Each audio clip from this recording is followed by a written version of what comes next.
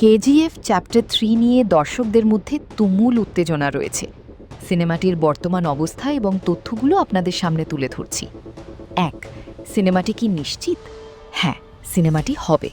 পরিচালক প্রশান্ত নীল এবং অভিনেতা যশ দুজনেই নিশ্চিত করেছেন যে এর স্ক্রিপ্ট বা চিত্রনাট্য ইতিমধ্যেই চূড়ান্ত বা লক করা হয়েছে।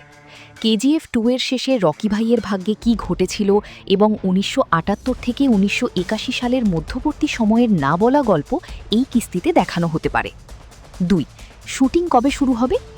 বর্তমানে অভিনেতা যশ তার নতুন সিনেমা টক্সিক 2026-এ মুক্তির কথা রয়েছে এবং রামায়ণ, যেখানে তিনি রাবণ চরিত্রে অভিনয় করছেন, নিয়ে ব্যস্ত আছেন।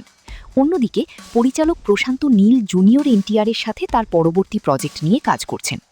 তথ্য অনুযায়ী কেজিএফ 3 এর শুটিং 2026 সালের শেষের দিকে শুরু হবার সম্ভাবনা রয়েছে।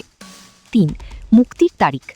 এখনও কোনো অফিসিয়াল তারিখ ঘোষণা করা হয়নি, তবে শুটিং শুরুর পরিকল্পনা অনুযায়ী সিনেমাটি 2027 সালের মাঝামাঝি বা শেষ নাগাদ বড় পর্দায় আসতে পারে।